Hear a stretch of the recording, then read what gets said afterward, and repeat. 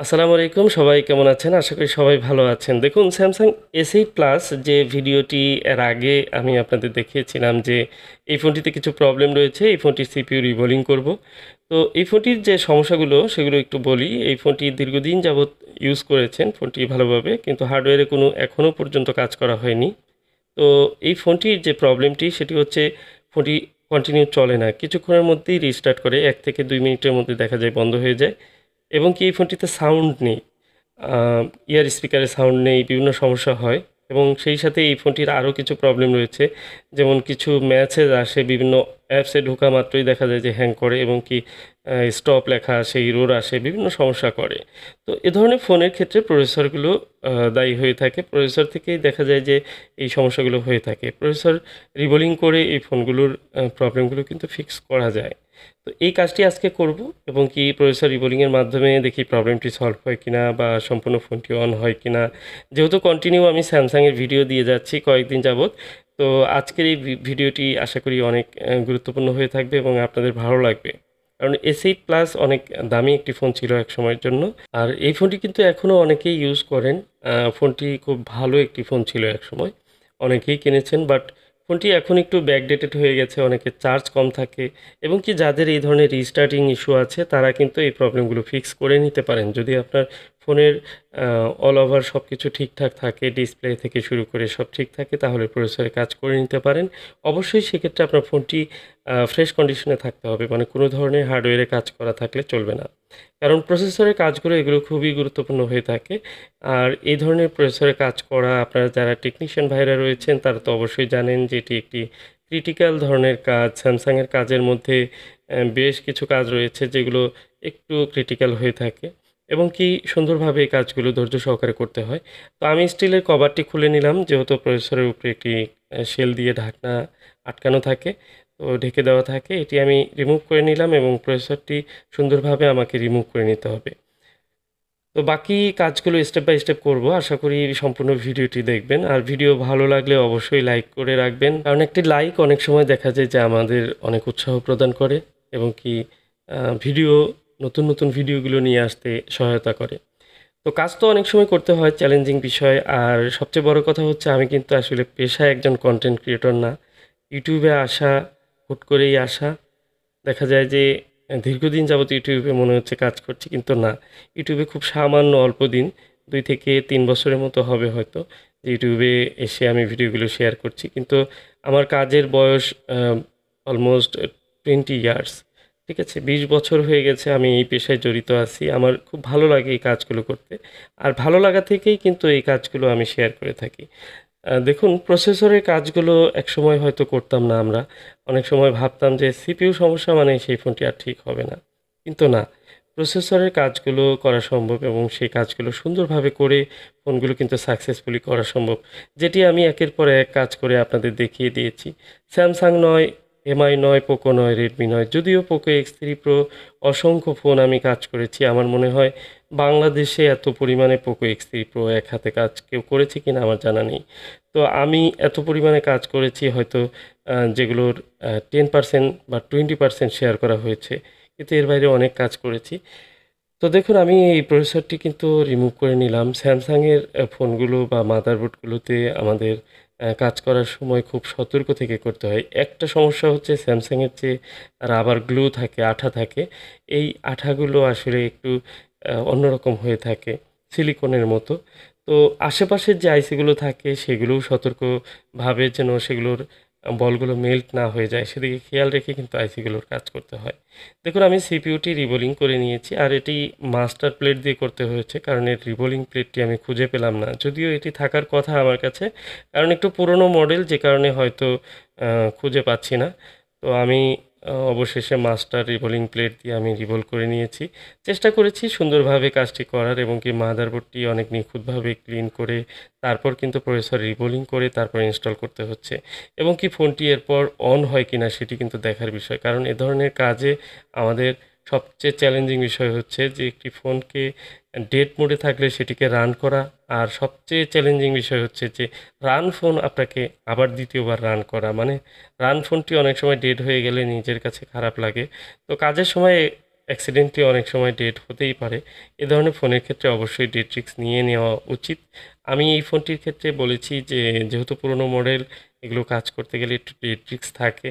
তো এরপরেও আমি কাজ করছি সুন্দরভাবে, আশা করি ডেড হবে না। তো দেখুন, আমি র্যামটিও রিভলভ করে নিয়েছি অত্যন্ত নিখুঁতভাবে, এবং র্যামটি আমি খুব ধীরে ধীরে আমি সোল্ডারিং করে নেব।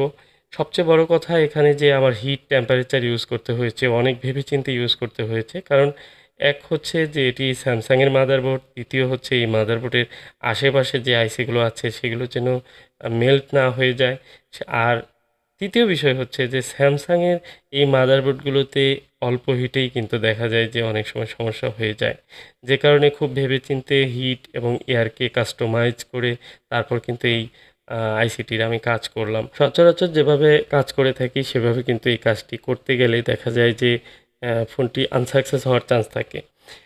তো যা হোক, সবচেয়ে বড় কথা হচ্ছে যে আইসি বা মাদারবোর্ড কোনো কিছু ড্যামেজ না হলে আশা করা যায় যে ফোনটি রান হবে, এবং কি আহ, অন্য পাশে যে আইসিগুলো আছে, এর পাশে চার্জিং আইসি যেগুলো আছে, পাওয়ার সেকশনের আইসিগুলো, এগুলো যদি ঠিকঠাক মতো থাকে, মানে কোনো ফিট লেগে প্রবলেম না হয়, তাহলে ফোনটি রান হওয়ার পসিবিলিটি অনেক বেশি থাকে। তো দেখি এবার ফোনটি অন হয় কিনা। আর ফোনটি অন হলে অবশ্যই আপনাদের কাছে অনুরোধ থাকবে একটি লাইক করবেন, কারণ হচ্ছে এ ধরনের কাজগুলো সচরাচর অ্যাভেলেবল, কিন্তু এভাবে ডিটেলসে আপনারা দেখতে পাবেন না বা সবাই শেয়ার করে না। যদিও পুরনো কাজ, স্যামসাং S8 প্লাস বা S8, এ ধরনের কাজগুলো পুরনো কাজ। দেখুন, আলহামদুলিল্লাহ, দেখুন চার্জিং রিংটি আমি দেখতে পাচ্ছি, তার মানে ফোনটি কিন্তু ডেড হয়নি। আর ডেড হয়নি মানে হচ্ছে এই ফোনটি কিন্তু সম্পূর্ণ অন হবে, এবং কি আমি আশাবাদী যে A to Z ফোনটি এখন আবার লং লাস্টিংয়ের দিকে চলে যাবে। মানে হচ্ছে আবার 3 থেকে 4 বছর এই ফোনটি হয়তো ইউজ করতে পারবেন। অন্ততপক্ষে এই ফোনটির পুনরায় নতুন করে ইউজ করার মতো রেনু করে নিলেন। তো যা হোক, এই ফোনটির যে সম্পূর্ণ অন হওয়া এবং চার্জ সম্পূর্ণ ওঠা, আর ওয়্যারলেস চার্জারটি লাগানো নেই, তো চার্জিংয়ের অন্তত যে ওভারহিটিং একটি মেসেজ আসার কথা, সেটি আসা পর্যন্ত অপেক্ষা করব, এবং আশা করি ফোনটি অন হবে। একটু চার্জ দিয়ে নিচ্ছি যেহেতু ব্যাটারি একদম ডাউন রয়েছে। দেখুন, অলরেডি মেসেজ চলে এসেছে। তো আমি যে বাকি জিনিসগুলো একটু চার্জে দিয়ে নিব, এবং সেই সাথে এই ফোনটির বাকি যে পার্টগুলো সেগুলো গুছিয়ে রেখেছি, এগুলো সব ফিটিং করে তারপর কিন্তু ফোনটি অন করার চেষ্টা করব। সম্পূর্ণ ফোন অন হয় কিনা এবং সম্পূর্ণ কাজ করে কিনা, ক্যামেরা আসে কিনা, সাউন্ডের যে প্রবলেমটি ছিল সেটি ফিক্স হয়েছে কিনা, এই বিষয়টিও দেখব, আপনাদের সাথে শেয়ার করব। কারণ প্রসেসর রিবোলিং করলাম, একটি ফোন অন হলো, সেটি কোনো বিষয় না। প্রবলেমটি ফিক্স হলো কিনা সেটিও দেখার বিষয়।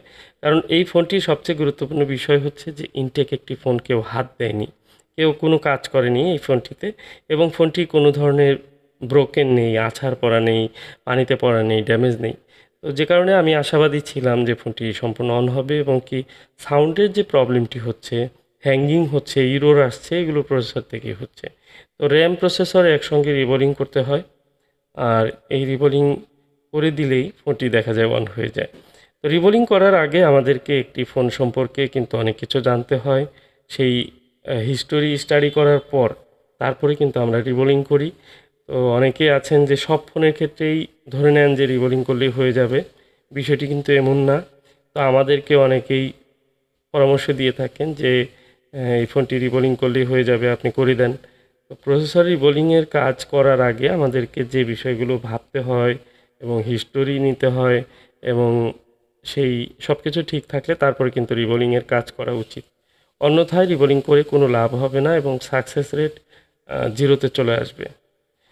তো আমি চেষ্টা করি সবসময়, আপনারা দেখেন যে হয়তো প্রসেসর রিবোলিংয়ের সাকসেস রেট অনেক বেশি।